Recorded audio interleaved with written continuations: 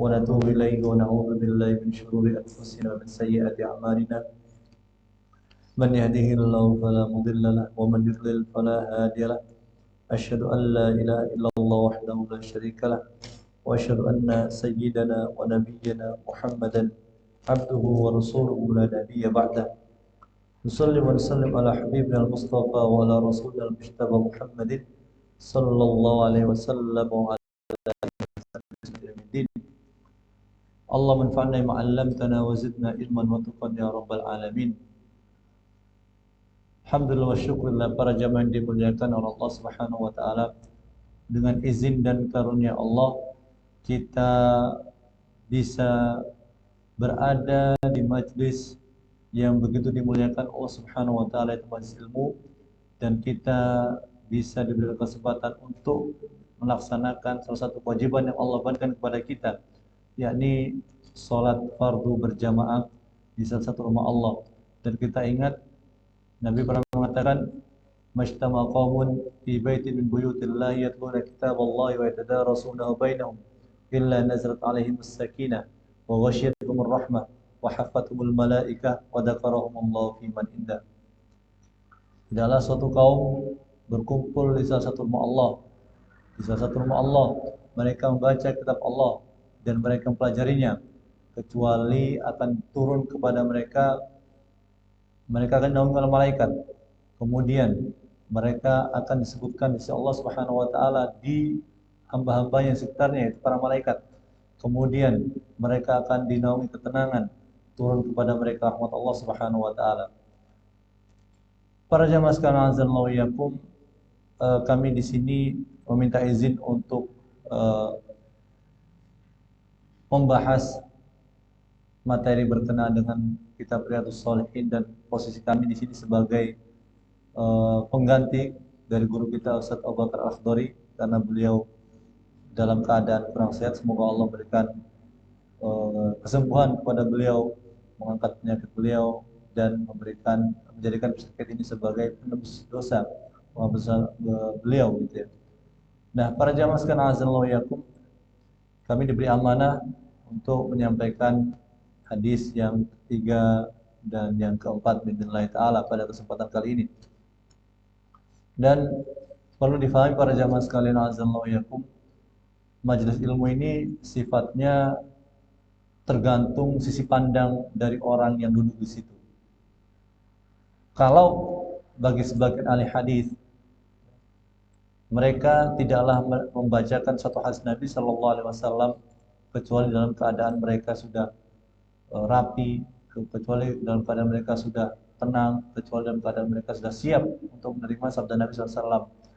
Karena ketika pembahasan hadis Nabi disampaikan, maka seakan-akan Nabi Muhammad SAW itu yang menyampaikan langsung. Dan kita tahu Allah mengatakan la tarfa'u aswatakum fawqa sautin nabi wa la tajharu lahu bil qawli ka jahri ba'dikum li ba'd an tahbata a'malukum wa antum la tash'urun. Jangan kalian angkat suara kalian melebihi suara Nabi. Ya, ini sifatnya dibawa oleh ulama ahli hadis, sehingga mereka ketika berada di majelis hadis mereka tidak berbicara kecuali yang sifatnya itu di bawah, ya, di bawah apa yang disampaikan oleh ahli hadis tersebut. Nah, para jamaah sekalian azallahu iyyakum, di sini di hadis yang ketiga ini dari Ummul Mukminin, salah satu Ummul Mukminin, Ummu Abdillah, yaitu Aisyah radhiyallahu taala anha. Beliau mengatakan, qala Nabi sallallahu alaihi wasallam, la hijrata ba'dal fathi walakin jihadun wa niyyatun wa idza tunfirtum fanfiru. Nah, para jamaah sekalian azallahu iyyakum, di hadis ini diriwayatkan atau dikeluarkan oleh Al-Imam Bukhari dan Al-Imam Muslim serta selain keduanya.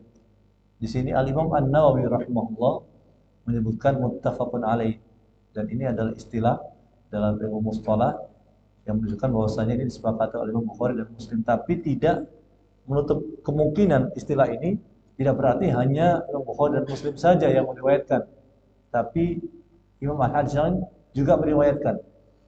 Jadi sekali lagi sebagian mungkin salah paham dan berpikir bahwa muttafaqun alaih berarti hanya Imam Bukhari dan Muslim saja. Tidak. Tapi bisa jadi ada imam-imam yang lain yang meriwayatkan hadis tersebut. Ya. Dan sekali lagi para jemaah sekalian, yang terkenal adalah kita tahu Bukhari, Muslim, Tirmidzi, Nasa'i, Ibnu Majah, ya, Abu Dawud, kemudian Imam Ahmad bin Hanbal, Musnad Ahmad bin Hanbal, ya, dan kitab-kitab yang lain. Tapi kita perlu tahu ketika ulama menyebutkan muttafaqun alaih, ini menunjukkan betapa kuatnya hadis tersebut. Ya. Bukan berarti, sekali lagi, bukan berarti hadis-hadis yang diriwayatkan oleh Imam Abu Dawud atau At-Tirmidzi atau An-Nasai atau Ibnu Majah itu pasti di bawah dari hadis yang diriwayatkan oleh Bukhari dan Muslim. Karena apa? Karena ini kenapa ulama itu mengedepankan Imam Bukhari dan Muslim? Karena ada beberapa syarat yang berbeda dari ulama hadis lainnya. Namun intinya, kalau hadis itu sahih, maka kita ingat idza shahhal haditsu bahwa madhabi. Kalau hadis itu sahih, maka itulah madhabku. Artinya para jamaah sekalian, mau itu diriwayatkan oleh Imam Bukhari, mau itu diriwayatkan oleh Imam Muslim, mau itu diriwayatkan oleh Imam Abu Dawud, At-Tirmidzi, An-Nasai dan Ibnu Majah atau Imam Ahmad bin Hanbal, ya, atau ulama hadis lainnya, itu posisinya sama. Soalnya di zaman sekarang terkadang sebagian orang itu para jamaah sekalian hanya memperhatikan apa yang diriwayatkan oleh Imam Bukhari dan Muslim, tapi tidak dengan yang lainnya. Dan ini tentu bermasalah. Nah, kembali ke bahasan kita para jamaah sekalian, di sini makna hadis tersebut adalah la hijrata ba'dal fathi. Tidak ada hijrah setelah penaklukan kota Mekah. Ya. Tidak hijrah setelah penaklukan kota Mekah. Walakin jihadun wa niyyatun. Yang ada hanyalah jihad dan niat yang menyertainya. Wa idastunfirtum fanfir. Kalau kalian diminta untuk keluar berjihad, maka keluarlah untuk berjihad. Ya. Nah, di sini Al-Imam An-Nawawi rahimahullah, Imam An-Nawawi Syafi'i memberikan keterangan la hijrata min Makkah. Yang di awal enggak kedengaran suara.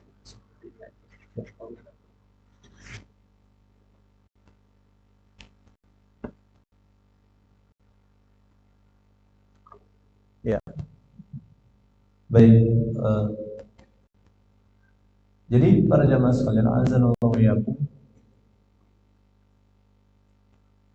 Al-Imam An-Nawawi yang menyusun hadis Riyadhus Shalihin ini menerangkan tidak ada hijrah dari Mekah.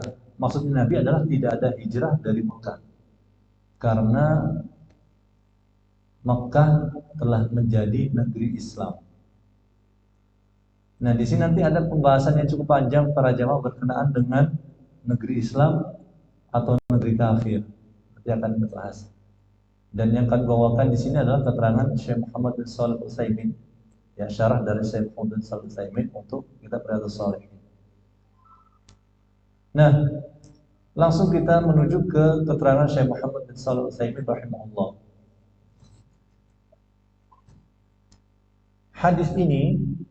Dalam hadis ini Rasul menafikan adanya hijrah setelah hari penaklukan kota Mekah. Ya, penaklukan kota Mekah yang kita ingat adalah firman Allah Subhanahu wa taala, a'udzubillahi minasyaitonir rajim. Bismillahirrahmanirrahim. Inna fatahna laka fathan mubina liyaghfira laka Allahu ma taqaddama min dhanbika وما تأخر ويتم نعمته عليك وينصرك الله نصرا عزيزا. Nah, surat Al-Fatih ini mengingatkan kita tentang peristiwa besar penaklukan kota Mekah. Dan di sini Nabi menyebutkan tidak boleh ada hijrah. Ya. Tidak boleh ada hijrah. Tidak ada lagi hijrah. Maksudnya adalah seseorang tidak lagi hijrah dari Mekah menuju Madinah atau Mekah menuju Habasyah. Kita ingat para jamaah sekalian, tekanan terhadap kaum muslimin di awal-awal Islam itu membuat sebagian sahabat ada yang hijrah. Berapa model, berapa kali, berapa program, coba kita ingat. Ada hijrah ke Habasyah. Habasyah itu kalau sekarang Ethiopia. Ya, Nabi nggak hijrah, tapi sebagian sahabat. Kemudian ada Nabi itu pernah sebelum hijrah ke Madinah pernah ke Taif. Tujuannya apa? Meminta perlindungan dan berharap di Taif beliau bisa berhijrah. Tapi kita ingat bahwasanya ketika beliau di Taif, beliau, maaf ya para jamaah sekalian, dilempari batu sampai berdarah kaki beliau. Akhirnya tidak jadi ke Taif. Maka opsi berikutnya adalah ke Madinah. Ya. Jadi nggak langsung ke Madinah sebenarnya, ya, nggak langsung ke Madinah, tapi ke tempat lain dulu. Kalau dikatakan hadis ini mengatakan tidak boleh ada hijrah lagi, maka berarti para jamaah sekalian selesai sudah masalah hijrah ini. Namun Imam Nawawi memberikan keterangan supaya orang tidak salah paham. Maksudnya adalah sudah berkali-kali kaum muslimin itu pergi dari Mekah karena tekanan dari orang non-muslim. Maka sekarang sudah tidak ada lagi syariat itu. Karena sudah Mekah itu sudah ditaklukkan oleh Rasulullah SAW. Ya. Nah, dan Syekh Muhammad bin Shalih Al-Utsaimin mengatakan bahwasanya hadis ini tidak bertentangan dengan sabda Nabi yang lain, la tanqati'ul hijratu hatta tanqati'ut taubah. Tidak akan terputus hijrah sampai taubat itu terputus. Sampai taubat itu terputus. Wala tanqati'ut taubatu illa atau hatta takhruja syamsu min maghribiha. Taubat itu nggak terputus kecuali kalau matahari terbit dari barat. Berarti isyarat dari Nabi hijrah itu terus ada. Peristiwa hijrah itu tetap disyariatkan. Ya. Sampai apa? Sampai kiamat tiba. Maksudnya hijrah itu gimana para jamaah sekalian? Maaf sekali lagi ya, kalau kita merujuk kepada fatwa ulama. Kalau orang tinggal di suatu negeri, tinggal di suatu daerah, kemudian dia tidak bisa menampakkan syiar-syiar Islam, dia selalu ditekan dalam penerapan syariat Islam, maka saat itu syariat hijrah diterapkan padanya. Ya. Ini zaman ketika tidak ada model kewarganegaraan ya para jamaah sekalian. Kalau pertanyaannya para jamaah mungkin, Muhsin, itu zaman dulu orang tinggal pindah-pindah aja dari satu negara ke negara lain. Tapi kalau sekarang mana bisa? Ya. Orang ingin pindah ke Indonesia langsung jadi warga negara Indonesia, nggak bisa. Maka disinilah ujian Allah Subhanahu Wa Taala. Ya. Pertama, dia berkunjung, kemudian dia mengajukan visa tinggal, kemudian dia apa?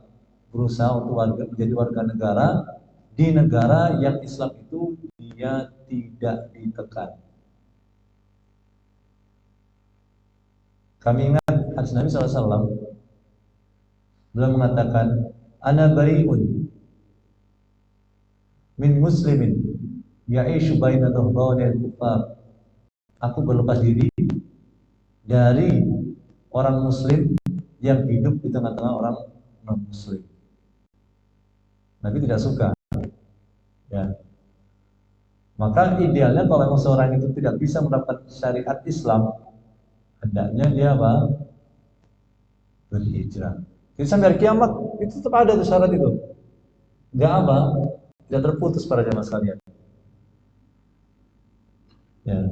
Oh ya maaf ya, kami belum memperkenalkan diri tadi ya. Nama kami Muhsin, ya. Muhsin Suaidi. Untuk apa namanya SMA di atau Alia pesantren Islam Al Irsyad Salatiga, kemudian mengajar di Imam Bukhari Solo, kemudian beasiswa di Mekah, dapat beasiswa kuliah di Mekah, kemudian dapat beasiswa lagi di Libya, ya setelah di Mekah, Libya, kemudian mengajar di STDI Imam Syafi'i Jember setelah lulus, kemudian lanjut S2 Ekonomi Islam, dan sekarang S3 menulis tugas akhir ya, disertasi untuk Ekonomi Islam. Sedang menulis disertasi di Ekonomi Islam. Nah, secara sekilas itu para jamaah sekalian, dan kembali ke pembahasan kita. Jadi hijrah ini sekali lagi tetap disyariatkan sampai hari kiamat. Dan Nabi tidak suka seseorang itu tinggal di negeri non-muslim yang di situ dia terbatas untuk menunaikan syariat-syariat Islam. Buktinya apa, Muhsin? Para jamaah bisa cek di negeri tertentu orang tidak boleh mengumandangkan adzan. Ya, ada kira-kira para jamaah sekalian negeri tertentu orang Islam nggak boleh mengumandangkan adzan yang keras, hanya boleh satu ruangan. Tidak boleh pakai jilbab, ya, harus dibuka rambutnya bagi perempuan. Nah, tentu para jamaah sekalian, ya seperti ini memang misalkan untuk hijrah kalau dia mampu tentunya. Kalau dia mampu, ya, kalau dia tidak mampu maka apa? Ini masalah lain. Bahkan sebagian ulama melarang kita untuk pergi pelesiran ke negara-negara non-muslim. Karena apa? Khawatir kita terpengaruh kebudayaan mereka. Ya. Kenapa para jamaah sekalian? Ya, jelas ketahuan sekali bagaimana orang itu pulang dari liburan ke negara-negara non-muslim itu tidak membawa, kadang-kadang ya, tidak membawa hal yang baik, tapi membawa adat kebiasaan yang buruk. Anda tahu para jamaah sekalian, awal mula penyembahan patung di Mekah itu kan gara-gara siapa? Amr bin Luhai pergi ke Syam, kemudian melihat orang Syam punya kebiasaan menyembah berhala, dan dia pikir, oh bagus juga ini diimpor ke Mekah. Padahal ya kala itu, ya sebelum ada hal seperti itu, Mekah itu berada dalam apa? Dalam agama Ibrahim. Tapi jelas ya, ini kadang, maka ini pengaruh dari apa? Pengaruh dari negeri yang dikunjungi. Kalau orang tidak tahu, yang tidak bisa memilah mana yang baik dan mana yang buruk, mana yang tepat dan mana yang tidak. Nah, kembali ke masalah kita para jamaah sekalian. Jadi maksudnya Nabi adalah sekarang tidak ada lagi syariat hijrah dari Mekah keluar. Kalau dulu iya, karena di Mekah ditekan. Kalau sekarang tidak lagi, ya, karena sudah ditaklukkan. Dan negeri Mekah sudah menjadi negeri Islam. dulu Mekah berada di bawah penguasaan orang musyrik. Ya, dan Rasulullah pun dikeluarkan. Tekanan orang non-muslim ke Rasulullah itu banyak. Bahkan sampai Nabi dan keluarga besarnya diboykot. Ya, kita ingat itu ya. Nah, para jamaah sekalian, mungkin pertanyaannya, bagaimana sih apa parameternya negara itu negara Islam atau negara itu negara kafir? Di sini ulama, para jamaah sekalian, Allah Ta'ala pendapat yang kuat adalah negara Islam adalah negara yang syiar Islam itu boleh tampakkan di situ. Nggak harus semua undang-undangnya itu undang-undang syariat Islam. Tapi paling tidak apa? Syariat Islam itu atau syiar-syiar Islam itu tidak dilarang. Seperti adzan, sholat id, di lapangan dan yang lainnya itu tidak dilarang. Ya, itu negara Islam. Ya. Kalau negara kafir, ya yang syiar-syiar Islam itu dilarang, Islam ditekan, dan orang boleh ke sana kalau dalam fatwanya itu boleh ke negeri kafir kalau tujuannya diantara dakwah atau dia berdagang kemudian balik atau dia menuntut ilmu yang tidak ada di negara Islam. Menuntut ilmu yang tidak ada di negara Islam, ilmu tersebut. Dia harus ke sana. Ini pun dengan catatan dia harus orang yang bisa menjaga dirinya. Ya, para jemaah sekalian, menjaga agamanya. Kalau enggak, makanya kan jangan bangga ketika seseorang mendapat beasiswa ke negeri yang di situ apa Islam ya ditekan gitu. Bahkan apa ya kehidupan itu sangat bebas ya, jauh dari negara Islam. Jangan bangga karena apa? Bisa jadi mungkin dia pintar dari sisi ilmu duniawi tapi akhlaknya bermasalah. Pada jemaah sekalian, ya, bermasalah. Kembali ke pembahasan kita, kitab Syarh Riyadhus Shalihin Syekh Muhammad Shalih Utsaimin.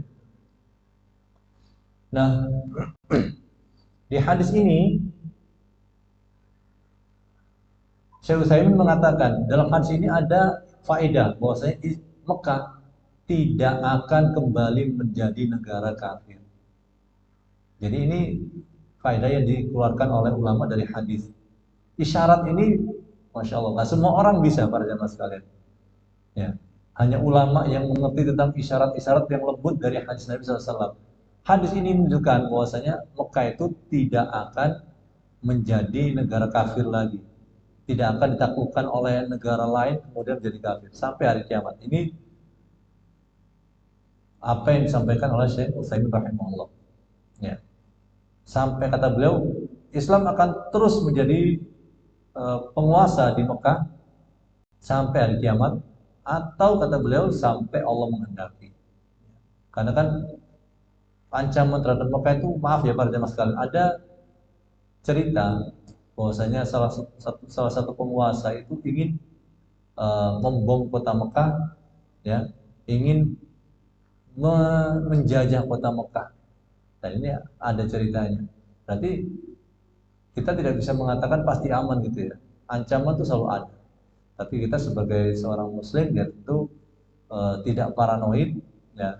Tapi tetap apa harus menjaga diri kita, keluarga kita, negeri kita, gitu ya. Nah, dari sini Nabi mengatakan hijrahnya nggak ada, tapi yang ada adalah jihad dan niat.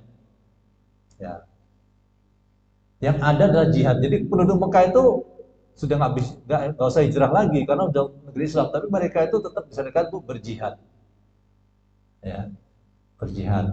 Dan niat apa maksudnya niat sini? Yaitu niat yang benar saat berjihad. Penduduk Mekah itu, jadi sebenarnya bukan hanya penduduk Mekah, semua orang kalau melakukan amal soleh termasuk jihad, dia perlu niat yang baik. Ya para jemaah sekalian. Ya. Kemudian Nabi juga mengatakan kalau kalian diminta untuk pergi keluar berjihad, maka keluarlah. Ini ceritanya kalau ada waliul amr, kita ingat ya, waliul amr menyuruh rakyatnya untuk keluar berperang dan berjihad. Maka tidak boleh ada apa? Tidak boleh ada orang yang melawan perintah dari pemimpin untuk berjihad. Ya. kecuali memang dia punya udzur. Kita ingat surat At-Taubah ayat 38 sampai 39. A'udzubillahi minasyaitonir rajim. يا أيها الذين آمنوا ما لكم إذا قيل لكم انفروا في سبيل الله اثاقلتم إلى الأرض أرضيتم بالحياة الدنيا من الآخرة فما متاع الحياة الدنيا في الآخرة إلا قليل. Wahai orang beriman, kenapa kalau dikatakan kepada kalian majulah fisabilillah jalan Allah, kalian itu berat dan condong kepada dunia? Apakah kalian ridho dengan kehidupan dunia dibanding akhirat? Tidaklah kenikmatan dunia itu dibandingkan akhirat kecuali sedikit. Ya. Illa tanfiru yu'adzibkum 'adzaban aliman wa yastabdil qauman ghairakum wa la tadurruhu syai'a. Kalau kalian tidak mau keluar berjihad, maka Allah akan mengadab kalian dengan adab yang pedih, dan Allah akan mengganti kalian dengan kaum yang lain, dan kalian tidak bisa memberikan mudarat kepada kaum tersebut sedikit pun. Jadi ini zaman Nabi. Zaman sekarang juga berlaku. Kalau waliul amr yang sah meminta kita untuk berjihad, maka kita perlu untuk mengikutinya. Ya. Hukumnya di sini adalah fardu ain masing-masing, seperti kecuali yang ada udzur, ya, seperti yang ada udzur, ya. Ada kata Syekh Utsaimin yang kedua, momen di mana kita wajib untuk berjihad adalah kalau negeri kita ini, ya alhamdulillah, kalau negeri kita ini didatangi musuh, diserang musuh, diinvasi oleh musuh, maka apa? Semuanya wajib jihad. Ya, ini kata beliau. Ya. Kalau kita diam di rumah di negara kita, tapi tiba-tiba musuh datang untuk menginvasi dan untuk apa? Untuk menjajah kita, maka saat itu meskipun nggak ada perintah khusus dari waliul amr, dari pemimpin, tetap masing-masing kita perlu apa? Perlu untuk ikut berjihad. Makanya kan ada resolusi jihad zaman dulu, ya, menghadap Belanda kalau nggak salah, ya. Kami lupa apakah Kiai Haji Hasyim Asy'ari atau Kiai Ahmad Dahlan atau yang lain. Tapi ada dari pemuka-pemuka itu yang mengeluarkan resolusi jihad, ya, karena masalah apa? Penjajahan ini. Bahkan kata Syekh Utsaimin, setiap orang wajib berperang, bahkan perempuan, orang-orang tua yang mampu itu juga wajib berjihad. Karena apa? Karena ini membela diri. Ya, membela diri. Tapi ingat, kalau mampu. Kalau orang tua yang tidak mampu tentu tidak bisa. Meskipun kalau melihat contoh sahabat, ada sahabat yang Allah uji dengan kebutaan, ya, itu ikut jihad. Padahal secara hukum dia diberi udzur, nggak wajib berjihad. Karena apa? Orang buta pada zaman sekarang. Ingat kami Abdullah bin Umi Maktum. Buta berperang gimana caranya? Masya Allah. Ya, tapi ketika ditahan oleh anak-anaknya, dia tetap maju sampai akhirnya menjadi mujahid, ya, syahid. Ya, Masya Allah. Nah, di sini kata Syekh Utsaimin, wajib dalam keadaan ini setiap orang itu semuanya membela negerinya. Keadaan ketiga yang wajib untuk berjihad adalah kalau seseorang itu sudah berada di soft perang, nggak boleh lagi dia mundur. Ya, dua pihak sudah berhadapan-hadapan. Ini zaman dulu, ya, perang zaman dulu. Ya, kalau udah di barisan, berhadapan-hadapan dengan musuh dari medan perang, nggak boleh mundur. Kenapa? Efeknya kalau satu mundur pada zaman sekarang itu bikin apa? Bikin mental yang lain itu drop, ya. Bikin mental yang lain itu drop gitu ya.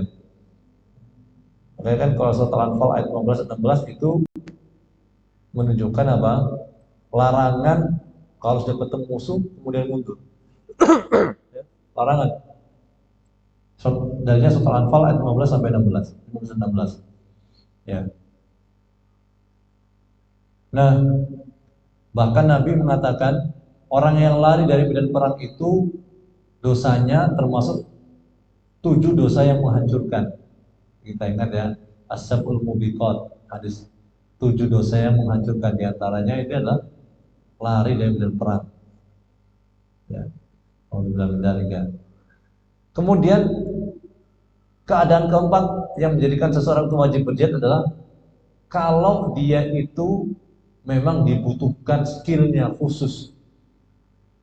Kalau dia itu memang dibutuhkan skillnya khusus untuk perang tersebut. Contohnya adalah misalnya orang yang ngerti tentang mengendalikan tank, mengendalikan pesawat, hanya dia yang ngerti, yang lain nggak ngerti. Maka orang ini dia wajib, ya, wajib dia ketika diminta hadir wajib hadir. Kenapa? Karena alat tempur nggak bisa jalan kalau nggak ada dia. Dia yang ngerti, atau dia orang yang bisa untuk apa? Memperbaiki. Ya, kalau sekarang di Rusia dan Ukraina ada tank-tank itu yang nggak bisa jalan. Akhirnya tanknya Rusia yang ngambil teknisi dari Rusia lagi. Contohnya itu, maksudnya ada orang tertentu yang penting dalam peperangan yang mau nggak mau mereka harus hadir. Maka orang seperti ini yang hukumnya apa? Fardhu ain. Ya, ya, fardhu ain. Ya. Adapun selain empat ini, selain empat keadaan ini, maka hukumnya fardhu kifayah. Ya. Jadi selain itu ya fardhu kifayah.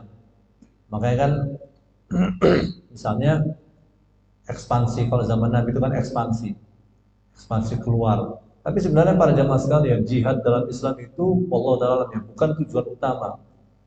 Kalau misalnya ya sebagian yang pernah kami baca, di antara hikmah jihad itu adalah supaya dakwah itu tidak dihalangi.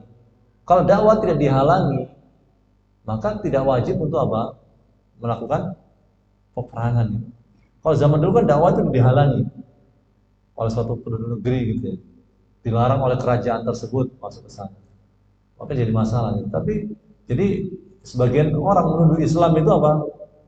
Disebarkan dengan pedang, karena jihad itu tujuan bukan wasilah menurut mereka.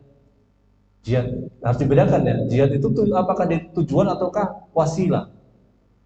Kalau wasilah maka kadang bisa, kadang perlu, kadang nggak perlu wasilah itu pada sekalian. Ya, antum nih menjadi suami, di antara tujuannya adalah memberi nafkah kepada istri dan anak. Kalau antum kaya raya, ya, maka nggak perlu bekerja, ya, karena masih bisa, mungkin punya investasi di mana, nggak perlu kerja di kantor dan yang lain, ya, karena kerja itu wasilah, bukan tujuan, ya. Ini contohnya begitu. Ya. Kalau misalnya istri sudah dipenuhi untuk kebutuhan nafkah lahir dan batin, ya, kemudian karena suaminya berada atau punya investasi yang dia tinggal nunggu saja, investasi yang uang pasif yang banyak gitu ya, maka tentu istri tidak layak untuk apa? Menyuruh suaminya keluar, kamu kerja gitu, ya, karena sudah tercukupi. Begitu. Nah, sama juga jihad ini wasilah, bukan tujuan. Ya. Dan Islam pun di Indonesia tidak disebarkan secara yang pertama-tama, itu disebarkan dengan apa? Dengan perang. Ya, ada beberapa teori ya, ada teori dari Gujarat, pedagang dari Gujarat, pedagang dari Cina. berdagang dari Yaman, macam-macam teori. Tapi intinya apa? Tidak diinvasi. Ya, meskipun maaf ya, agama lain seperti yang misinya VOC, VOC itu atau beberapa dari Eropa yang suka menginvasi itu di antara tujuannya adalah menyebarkan agama non Islam itu, perang dan menyebarkan agama. Jadi Islam di Indonesia enggak, kalau kami enggak. Melalui apa? Pernikahan, kemudian apa namanya, dakwah secara yang melalui perdagangan itu. Nah, kembali ke masalah kita pada mas sekalian. Nah, di sini saya ingin mengatakan, kalau kalian itu bela negara, ya niatkanlah itu untuk membela apa? Membela agama Allah. Indonesia nih pada mas sekalian. Indonesia ini adalah negara Islam. Kalau diinvasi oleh, maaf ya para jamaah sekalian, diinvasi oleh musuh yang non Islam, non Muslim, kemudian ingin dirubah, maka kita perlu untuk apa? Membela diri dan membela negara kita ini, karena masya Allah sekarang ya kita berdakwah tidak dilarang oleh pemerintah, dan kita eh, mengumandangkan adzan tidak dilarang oleh pemerintah, kita bahkan difasilitasi untuk Idul Fitri dan adzan yang lainnya. Ya.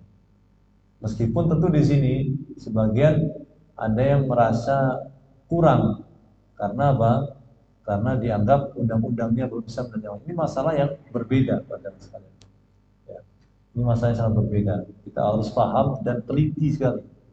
Karena salah sedikit ini bisa mengerikan efeknya. Pemahaman masalah akidah ini. Ya. Tapi secara umum kita, maaf ya para jamaah sekalian, bersyukur kepada Allah. Ketika kami masih kuliah di Mekah, ada teman kami dari negara pecahan Uni Soviet. Itu di sana, para jamaah sekalian. Itu kalau orang kelihatan bekas eh, apa namanya, sujud ya di mata kaki dan yang lainnya, atau bekas duduk di sering sholat kan kelihatan tuh di mata kaki ya. Itu jadi urusan besar tuh, masalah besar di negaranya. Apalagi jenggot, oh, sudah masalah besar tuh di negaranya. Ya gitu, ketika kami masih kuliah di muka, teman-teman memang nggak bisa berjenggot katanya. Jenggot sana langsung masukkan penjara. Terus gitu ya. Di Indonesia masya Allah, alhamdulillah. Ya, alhamdulillah. Ya. Jadi yang perlu kita utamakan adalah kita perlu untuk menyampaikan Islam Ahlus Sunnah wal Jamaah itu dengan bijak. Maka kan ud'u ila sabili rabbika bil hikmati wal mau'izatil hasanati wajadilhum billati ahsan. Berdakwahlah ke jalan Allah, ke jalan Rabbmu dengan hikmah. Hikmah di sini ada yang mengatakan ilmu, ada yang mengatakan kebijaksanaan. Ya. Maka kita ingat ada namanya fikih dakwah. Orang berdakwah itu harus punya fikihnya ya para jemaah sekalian. Bukan hanya fikih sholat, bukan hanya fikih wudhu, tapi dakwah juga ada fikihnya. Ini ada. Insyaallah baru hadis pertama ini untuk saya ya. Baik, mungkin kita dan dulu ya para jemaah sekalian.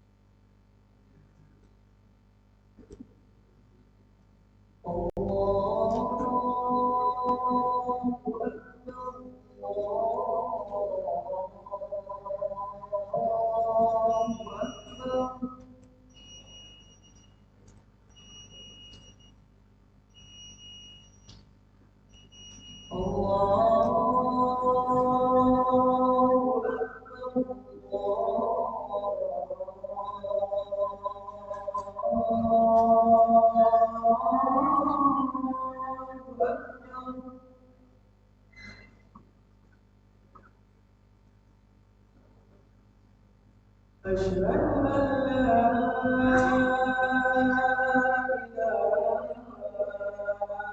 إلا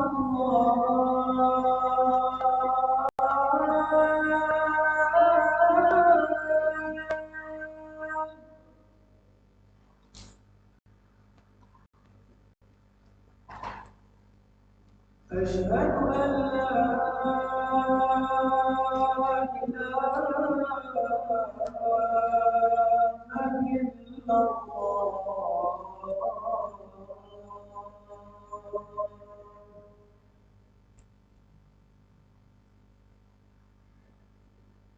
أشهد أن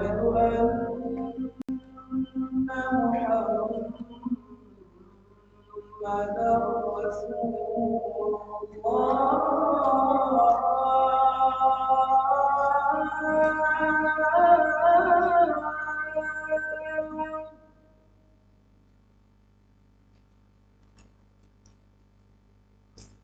أشهد أن محمدا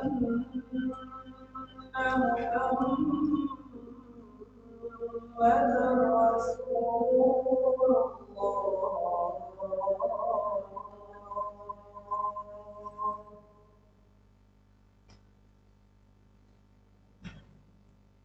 حي على الصلاة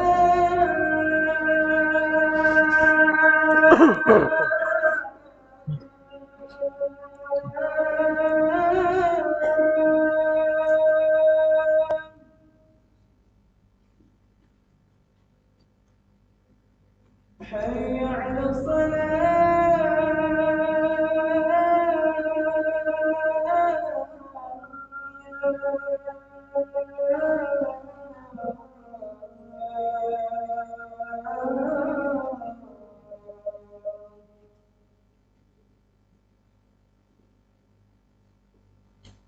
حي على الفلاح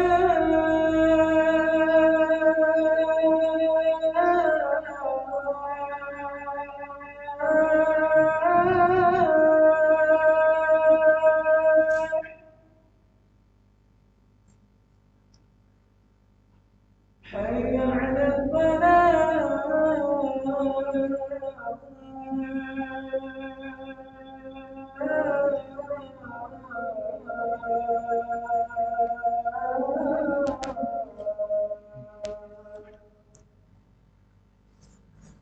الله أكبر الله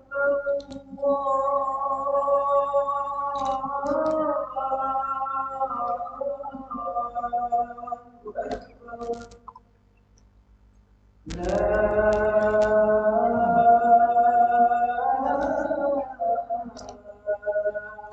إله إلا الله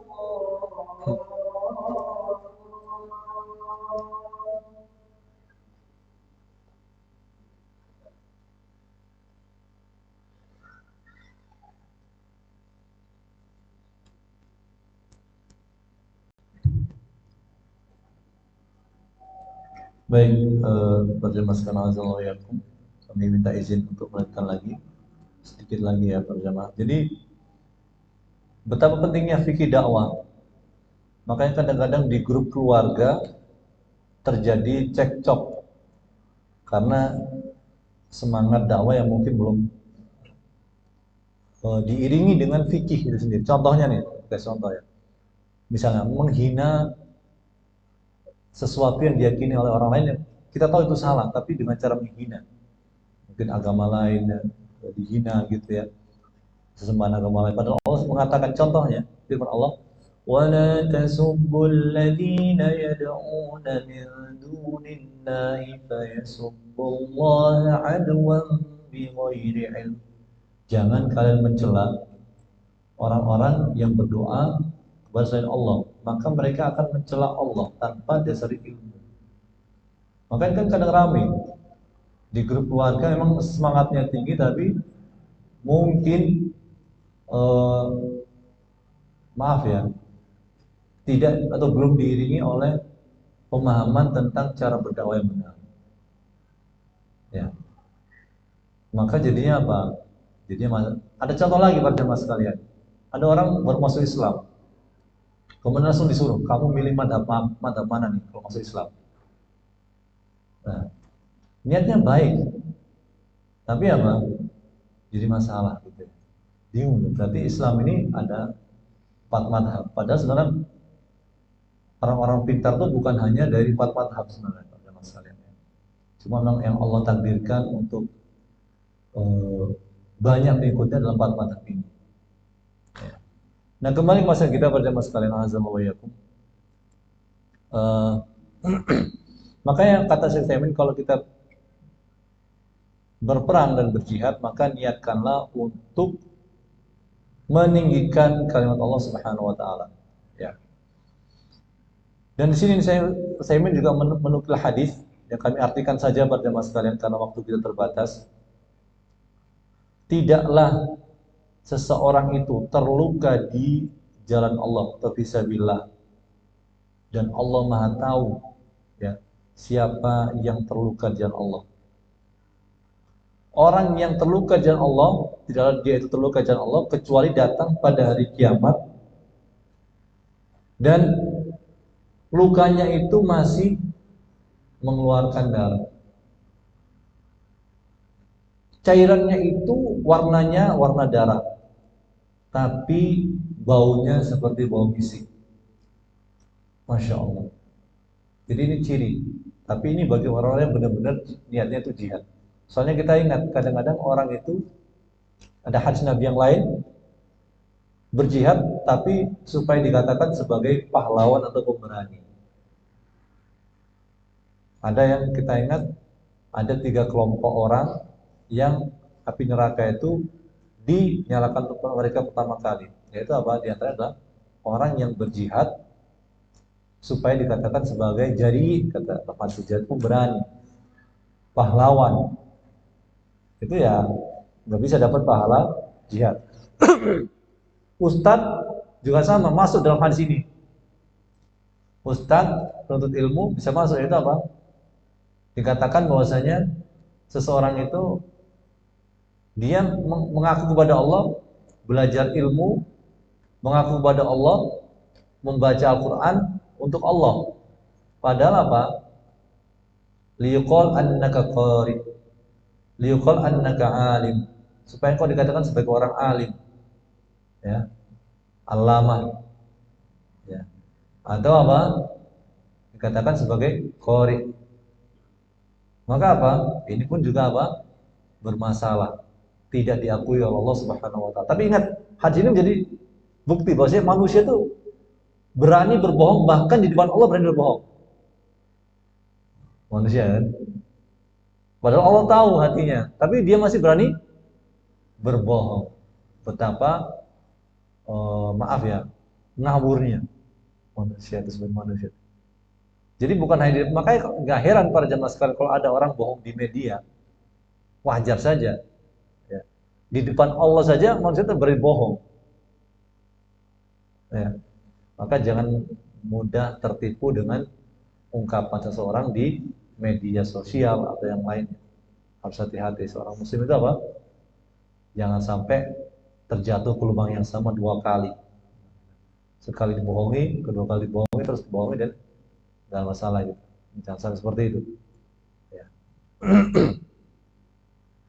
Nah, jadi para jamaah sekalian, ini hadis yang ketiga. Hadis yang keempat ini kami singkat saja ya, karena sudah pukul udah isya ya. Nah, dari Abi Abdullah Jabir bin Abdullah Al-Ansari, ini orang Ansar, Jabir bin Abdullah ini ya, radhiyallahu anhu qala kunna ma'an nabi sallallahu alaihi wasallam fi ghazatin faqala inna bil madinati la rijalan ma sirtum masiran wa la qata'tum wadiyan illa kanu ma'akum habasahumul marad wa fi riwayatin illa syarakukum bil ajr. Dari Abi Abdullah Jabir bin Abdullah, kunyah Jabir adalah Abu Abdullah ya, radhiyallahu taala anhu. Jabir bin Abdullah ini berarti beliau dan bapaknya itu sama-sama sahabat Nabi radhiyallahu anhu. Jabir ini yang Nabi pernah mengatakan, hal labikron tulaibuka wa tulaibuha. Kenapa kau tidak menikah dengan perawan supaya engkau bisa bersenang-senang dengan dia bersenang-senang dengan engkau. Karena Jabir ini seingat kami menikah dengan janda gitu ya. Tapi ketika disebutkan bahwasanya niatnya Jabir adalah supaya istrinya bisa merawat adik-adiknya, Rasul tidak mempermasalahkan sama sekali. Ini, tapi di situ ada hikmah ya, bahwasanya kalau bisa menikah ya dengan yang belum pernah menikah, tapi bukan berarti nggak boleh menikah dengan yang sudah pernah menikah sebelumnya. Kembali ke pembahasan kita, ini Jabir, hadis Jabir ini yang yang cukup terkenal ya. Pernah kami itu bersama Nabi Shallallahu Alaihi Wasallam di peperangan. Kemudian Nabi mengatakan, di Madinah itu ada laki-laki yang kalian itu tidak melakukan suatu perjalanan dan kalian tidak melewati suatu lembah kecuali mereka itu bersama kalian, ya, bersama kalian dalam masalah pahala. Mereka tertahan gara-gara sakit,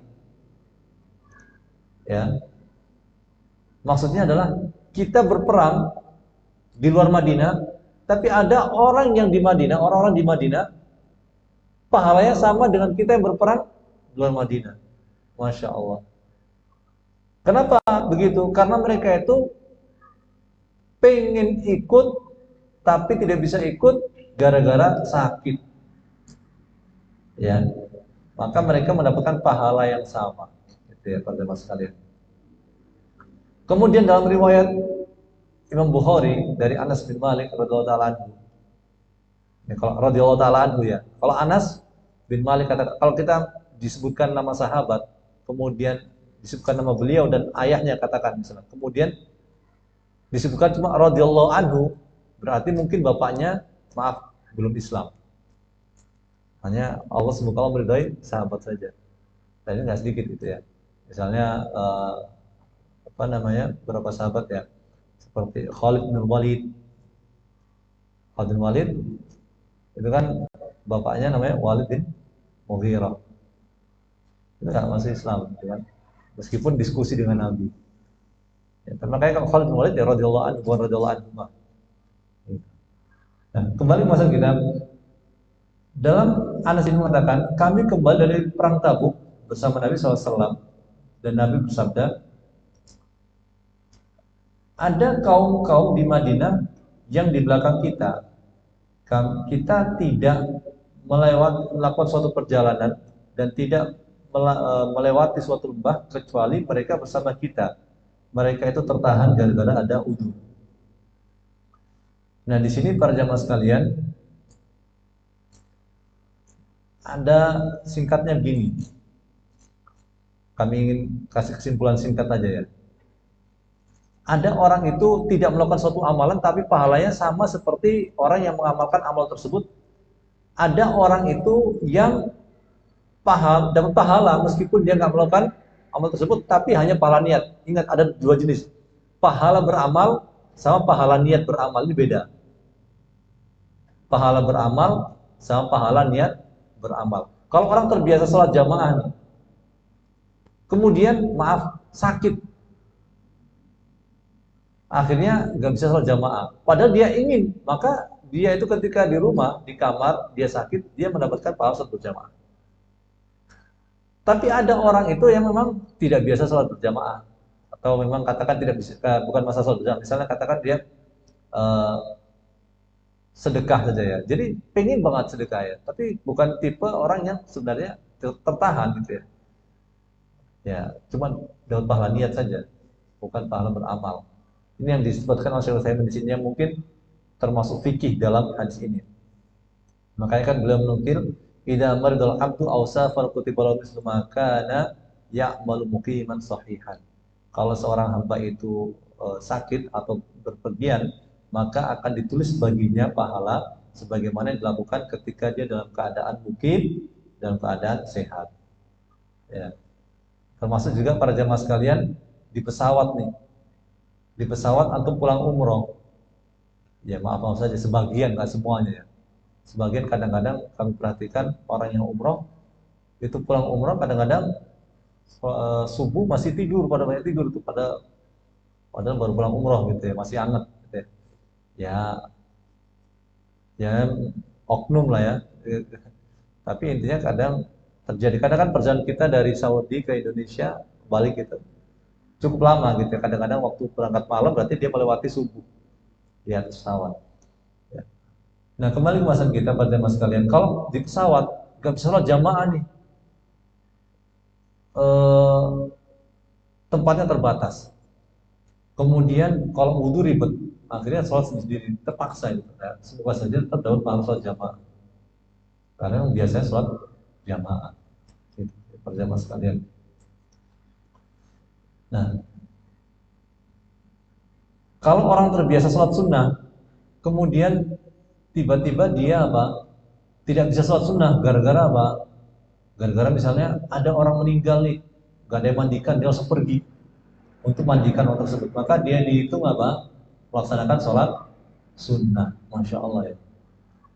Ini betul-betul nikmat Allah kepada kita. Ya. Orang yang terbiasa puasa 3 hari setiap bulan, kemudian dia tidak bisa puasa karena sakit, maka dia tetap pahala puasa. Ini banyak sekali contohnya kata saya ya. Nah, pahala niat ini niat saja, ada pahala niat saja, tapi bukan pahala amal. Yaitu contohnya yang diberikan oleh Syekh Utsaimin adalah ketika para sahabat ya, yang fakir ya, yang fakir itu kan mereka iri, bukan iri sih, namanya ghibtah. Pengen seperti orang kayanya sahabat yang mereka itu bisa sedekah ya, bisa apa? Bisa sholat sebagaimana orang fakir sholat, tapi kelebihan orang kaya sahabat apa? Bisa sedekah. Tapi orang fakir sahabat nggak bisa sedekah, karena memang fakir bukan karena pelit, nggak bisa sedekah. Maka disebutkan di sini Nabi memberikan amalan khusus yang dikatakan kalau kalian mengamalkan ini, kalian bisa bersaing dengan sahabat-sahabat yang kaya itu. Ya, yaitu apa? Tusabbihun, kalian bertasbih subhanallah, wa tukabbirun Allahu akbar, wa tahmadun ya, alhamdulillah. Dubura kulli salatin salasan wa salasin. Setiap selesai salat baca 33 subhanallah, alhamdulillah, Allah akbar. Itu resep Nabi untuk para orang fakir dari kalangan sahabat supaya apa? Supaya mereka bisa mengalahkan orang kayanya sahabat. Ya. 33 kali yang sering kita baca itu ya. Ini awal mulai cerita itu. Makanya kalau kita membaca zikir, kalau bisa kita paham asalnya gimana ceritanya itu, sabab urut hadisnya seperti apa. Nah, kemudian ternyata orang kaya sahabat melakukan hal yang sama. Ya, mereka tahu mendengar itu dan mereka melakukan hal yang sama. Maka orang fakir dari kalangan sahabat mengatakan, wahai Rasulullah, saudara-saudara kami yang kaya itu melakukan seperti yang kami lakukan. Maka Nabi mengatakan, dzalika fadlullah yu'tihi may yasha. Itulah keutamaan Allah yang Allah berikan kepada siapa yang Allah kehendaki. Ya. Nah, di sini kata Syekh Utsaimin jelas kan para sahabat yang fakir ini ingin seperti orang kaya itu. Kayak sahabat apa ingin bersedekah. Tapi Nabi mengatakan bagaimana? Nabi nggak mengatakan kalian dapat pahala seperti mereka. Nabi nggak ngomong begitu. Ya, berarti apa? Ya mereka tetap dapat pahala niat saja, bukan pahala amal. Beda dengan yang tadi tuh yang terbiasa sholat, kemudian karena safar dia nggak bisa sholat. Ya. Jadi kita harus bedakan di dalam hadis ada pahala beramal meskipun nggak beramal dan pahala niat meskipun nggak beramal. Pahala niat tentu lebih rendah dibanding pahala beramal. Ya.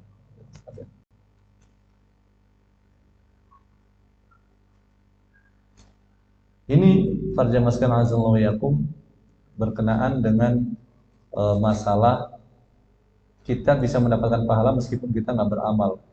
Dan dalil dari Al-Quran adalah surat At-Taubah ayat 30 sampai 31. Ya, bisa dicek nanti At-Taubah ayat 120 dan 121. A'udzubillahi minasyaitonir rajim. Dzalika bi annahum la yusibuhum dhama'un wa la nasabun wa la makhmasatun fi sabilillah ولا مخمصة في سبيل الله ولا يطؤون موطئا يغيظ الكفار نيلا ولا ينالون من عدو نيلا إلا كتب لهم به عمل صالح إن الله لا يضيع أجر المحسنين ولا ينفقون نفقة صغيرة ولا كبيرة ولا يقطعون واديا إلا كتب لهم ليجزيهم الله أحسن ما كانوا يعملون. Jadi para jamaah sekalian, di sini Allah menerangkan tentang bagaimana seseorang itu mendapatkan pahala dari hal-hal kecil yang menimpa dia, ya. Dan Allah menyebutkan Allah tidak akan menyia-nyiakan pahala orang yang berbuat ihsan. Nah, para jamaah sekalian, manusia itu kalau bikin ujian, ya, di ujian para jamaah SD, SMP, SMA, ada pertanyaan di balik kertas. Kita pikir pertanyaan itu hanya di halaman pertama, ternyata ada di halaman kedua, ya. Bukan berarti kita nggak bisa, cuma kita pikir sudah aman, ya, halaman satu kita kerjakan semua. Kemudian kita kumpulkan dan kita keluar dari kelas. Apakah kita diberi udzur para jamaah sekalian karena kita nggak tahu oleh penguji? Tentu tidak. Tapi kalau Allah Subhanahu Wa Taala, ya, kita lalai, kita nggak tahu, ya, nggak apa. Bahkan misalnya nih, kalau misalnya orang bermuamalah dengan riba, dia jadi pegawai lembaga yang ribawi, dia nggak tahu hukumnya, ya. Maka apa? Ya sudah, gitu kan? Dimaafkan Allah Subhanahu Wa Taala. Padahal itu berat, itu dosa itu, ya. Dosa itu masuk dosa besar, ya. Semenjak dia tahu hukumnya, maka apa? Tidak boleh lagi untuk mengambil hasil dari kerja riba itu. Tapi selama belum tahu, ya nggak apa-apa gitu, ya. Ini menurut apa? Ya, hukumnya, yang fatwa yang sampaikan seperti itu. Ini contoh bagaimana Allah itu lebih sayang dan lebih banyak berikan apa? Fadl, ya. Memberikan apa? Kenikmatan kepada hambanya. Gak hitung-hitungan. Innallaha dzul fadlil azim. Baik, ini sudah selesai pertemuan sekalian 3 dan 4, ya. Kalau ada pertanyaan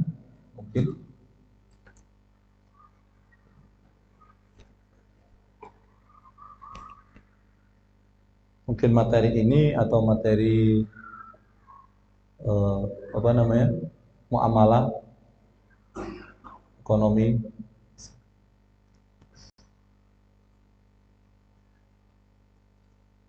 Alhamdulillah, ya, kita paham semua, masya Allah. Ya, ya, enggak, silakan.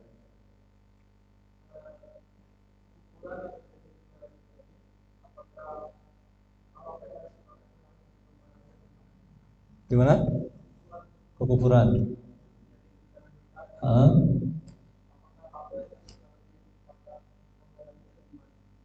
Ya, jadi memang kekufuran yang dikatakan ada kejadian atau kegiatan atau sekelompok orang yang melakukan perbuatan kekufuran, maka ini tentu tidak mencerminkan semuanya, ya. Tapi yang kita lakukan adalah apa? Fokus kepada dakwah. Ya. Kalau terjemah sekalian, dakwah itu bagusnya gimana? Konsep yang bagus untuk memperbaiki kaum muslim secara umum di negara kita adalah konsep ini, at-tasfiyah wa tarbiyah. At-tasfiyah wa tarbiyah, yakni purifikasi dan edukasi, meningkatkan. Purifikasi itu apa? Membersihkan hal-hal yang tidak benar, yang salah, hal yang kotor. Kemudian yang kedua tarbiyah, edukasi, pendidikan. Ya, guru kita misalnya Masya Allah, ya, Subhan, Abdullah Ta'ala, mendirikan Al-Latifi. Ini termasuk tarbiyah, ya, tarbiyah, meningkatkan literasi. Kemudian membersihkan masyarakat dari hal-hal yang merusak. Contohnya adalah kesyirikan, kekafiran. Contohnya misalnya nih pada teman sekalian, tayangan-tayangan yang merusak akidah seperti apa, ramalan dan yang lainnya. Kita perlu bertindak, cuma caranya ini yang apa? Yang tentu harus bijak. Karena apa? Sekali lagi kami sampaikan, fikih dakwah kadang-kadang tidak dilaksanakan secara maksimal ketika berdakwah. Amar ma'ruf nahi munkar termasuk apa? Termasuk bagian dakwah bagi yang mampu tentunya. Dakwah itu banyak ya, dengan lisan, dengan contoh anggota badan kita, ya. Itu dakwah. Termasuk apa? Ketika kita amar ma'ruf nahi munkar, cuma kadang-kadang caranya yang tidak maksimal dalam penerapan diri dakwah. Intinya, Allah mengatakan kepada Muhammad, wahai Nabi Muhammad, engkau tidak bisa beri hidayah orang yang engkau cintai. Tapi apa? Allah lah yang beri hidayah siapa yang Allah kehendaki. Nabi mencintai Abu Thalib, menyayangi Abu Thalib. Tapi tidak bisa apa? Tidak bisa beri hidayah karena hidayah dari Allah. Maka kalau kita bisa mengerti konsep itu, yang penting kita usaha maksimal para jemaah sekalian. Adapun keluarga kita, ada yang belum menerima kita, maka itu bukan tanggung jawab kita lagi. Dengan kata apa? Kita sudah maksimal. Ibu kita, bapak kita, kakek kita, nenek kita, ya kita ngomong, kita sampaikan, tapi dengan cara yang bijak. Kalaupun ada yang melakukan kesyirikan dan yang lainnya, kita apa? Kita sampaikan dengan cara yang benar, yang tepat, yang bijak. Ya. Kalau tidak, maka yang jadi masalah apa? Kita malah merusak dakwah ini. Dakwah yang sebenarnya benar, jadinya apa? Masalah. Sekarang kita lihat di netizen, ya, netizen rame, ya, masalah gerakan purifikasi mecah belah. Sebenarnya pada masa kalian gerakan pemurnian mecah belah itu, pemurnian ini pun sifatnya tidak memaksa. La ikraha fid din, qad tabayyana ar-rusydu minal ghayy. Tidak ada paksa dalam agama. Orang masuk Islam aja nggak dipaksa, apalagi orang menghindari kesyirikan, ya nggak dipaksa, silakan aja gitu. Tapi apa? Jangan sampai mengata-ngatai atau menuduh, mengkafir, memastikan orang yang nggak menerima itu masuk neraka, itu kan nggak bisa. Karena dalam hadis qudsi disebutkan bagaimana? Man dallati ta'alla alayya anni la aghfir li fulan faqad ghafartu li fulan wa ahbattu amalan. Ini mungkin para jamaah kalau ngaji tauhid ya, kita tauhid. Siapa yang berani, kata Allah Subhanahu wa taala, yang berani melampaui wewenangnya, bahwasanya aku tidak memberi ampun kepada fulan. Ya. Aku memberi ampun dia dan aku hilangkan amalan, aku hapus amalan. Jadi jangan sampai seperti itu. Kita boleh untuk apa? Berdakwah, tapi jangan sampai kita apa? Memastikan kalau dia nggak terima berarti dia apa? Masuk neraka. Itu susah kayak gitu. Karena kadang-kadang terjadi dia mendapat hidayah bukan dari kita tapi dari orang lain. Ya. Kami ingat betul ya para jamaah sekalian. Ada kisah ibu ini, saudara menasihati saudaranya, tapi ya mungkin kata-katanya kurang bijak apa ya, sehingga dia tidak terima. Tapi ternyata Allah takdirkan dia menerima hidayah itu bukan dari situ, tapi dari grup-grup WhatsApp, dulu BBM dan yang lain gitu ya. Jadi sekali kita jangan sampai putus asa gitu ya dengan seseorang yang tidak mendapat hidayah saat sekarang. Nabi Nuh saja berdoa itu, ya berdakwah itu 950 tahun. Itu nggak sedikit lah pada masalah ini, nggak pendek. Makanya ada seorang syekh itu mengatakan, emang kamu sudah berdakwah kepada orang tahun berapa tahun? 10 tahun syekh. 10 tahun kamu bilang sudah habis, sudah selesai, nggak ada lagi. Jadi setiap kita ngomong itu kita pikir dapat pahala, maka kita akan tenang itu menghadapi penolakan seseorang itu. Ya. Atau tahu orang marketing itu pada mas kalian, marketing yang jual produk itu, mereka itu kan diusir, disiram air ya, di tempat calon konsumennya. Ya biasa saja karena sudah didoktrin. Biasa saja. Kita harusnya gitu juga gitu.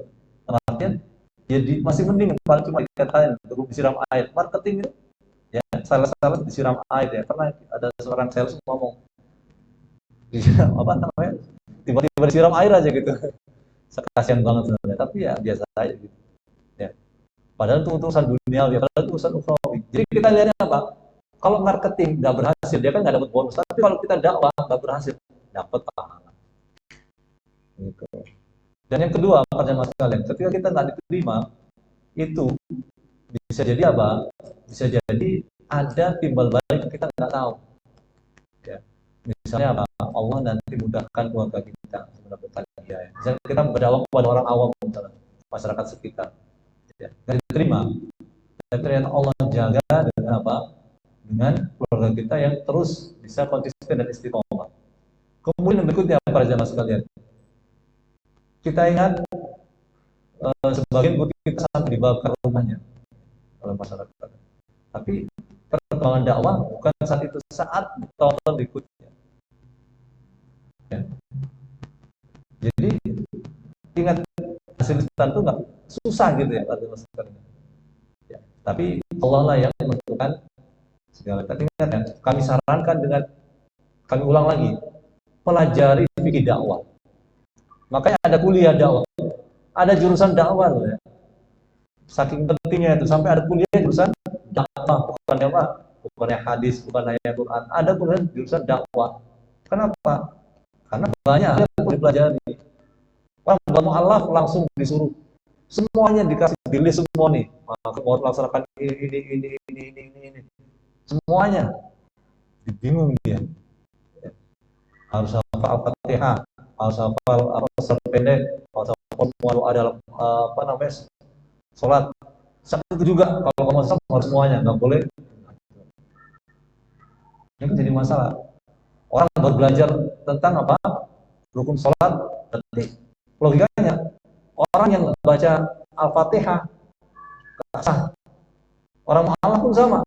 Dia kalau nggak baca Al-Fatihah, nggak sama. Maka kamu sebelum masuk Islam harus hafal Al-Fatihah. Kan nggak gitu juga gitu ya. Ya. Jadi kan semangat yang tinggi dalam beragama yang bikin jadi apa masalah kadang-kadang tanpa kalau nggak ada tujuan. Semangat itu bagus ya, tapi harus ada apa? Harus ada diiringi oleh ilmu. Termasuk juga masalah-masalah riba ini yang kami sering dapatin ya, masalah-masalah riba dan yang lainnya. Banyak hal. Ya, semuanya perlu perincian. Termasuk dalam masalah warisan. Kami sering mendapatkan pertanyaan masalah warisan. Ya. Misalnya tahu dalam ayat istri dapatnya 1/8 kalau ada anak. Walahunna tsumunu mimma taraktum in kana lakum walad. Oh iya. Berarti 1/8. Langsung dibagi 1/8 dari keseluruhan. Padahal nggak seperti itu, harus dilihat juga bagian-bagian yang lain. Nanti ada namanya KPK, ada FPI dan yang lainnya. Nggak sederhana itu sebenarnya. Jadi kadang-kadang memang namanya jangan semakin bagus ya, cuma efeknya ketika ada masalah baru mungkin gimana nih kayak gini, ternyata ada yang pelaporan ahli waris belakangan, masalah ribet lagi semuanya. Padahal udah bagi-bagi duit, ini ternyata masalah. Dan biasanya ya orang tertentu dia yang pesta, kami yang cuci piring. Dalam artian kalau ada masalah baru, Kalau nggak ada masalah, kata-kata gitu. Meskipun salah ya. Ya. Imam Syafi'i rahimahullah itu pernah menyebutkan bahwasanya orang yang benar tapi tidak dasar ilmu, jadi dia dikatakan berdosa. Ya, kira-kira misalnya, dia pikir kira-kira kayak hukumnya begini. Kalau saya menurut Ustaz kayak begini, berarti langsung praktekkan seperti ini. Padahal kasusnya bisa berbeda. Nah, apalagi kalau salah, sudah salah, ya ngotot benar, nah, itu bisa bahaya. Namanya jahil murokab tentunya. Baik, ini saja ada yang lain, gitu? Ya.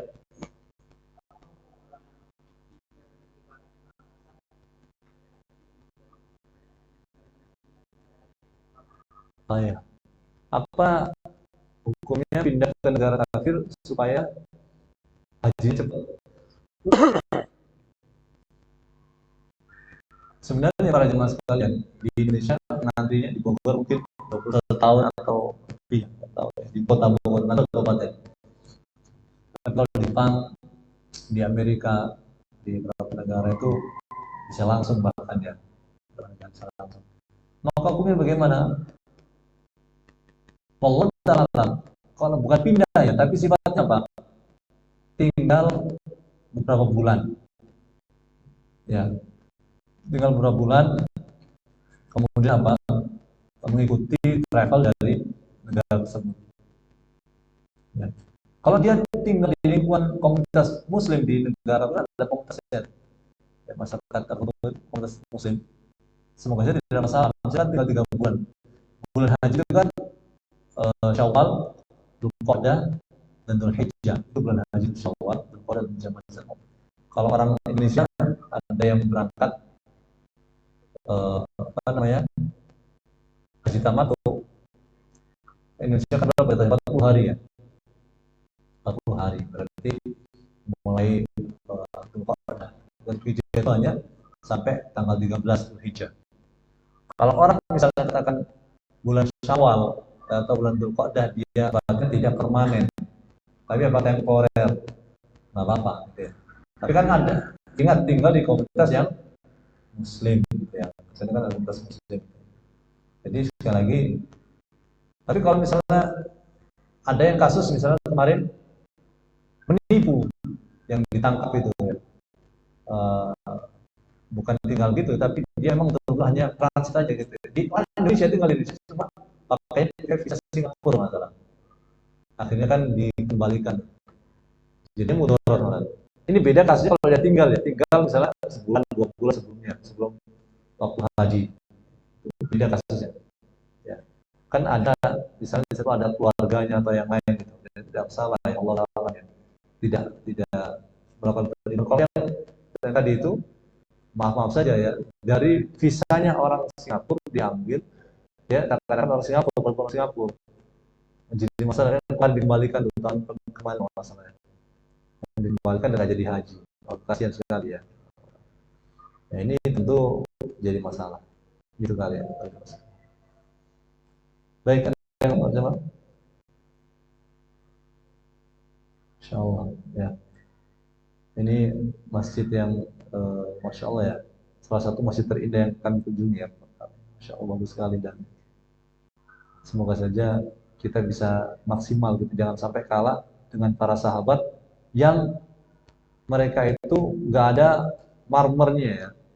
Bahkan kita ingat dalam hadis mereka itu kalau bangun dari sujud ada bekas tanah gitu ya, kadang tanah setan dan kerikil, tapi khusyuknya Masya Allah. Kalau sholat ya lama ya. Kita ingat tarawehnya Nabi sampai lama, ada sampai menjelang sahur, tapi nggak protes. Tapi masjid yang indah kadang-kadang protes gitu ya. Nah, ini juga menjadi mental, mental. Tapi bukan berarti apa? Bukan berarti gitu. Kan imam harus ngerti makmum, makmum harus ngerti imam ya. Jangan salah pegang hadisnya, bahaya nanti. Orang miskin pegang hadis, orang kaya harus banyak beramal. Akhirnya dia nyantai di rumah, dia nunggu orang kaya. Nah, orang kaya pegang hadis, bahwasanya manusia itu harus bekerja.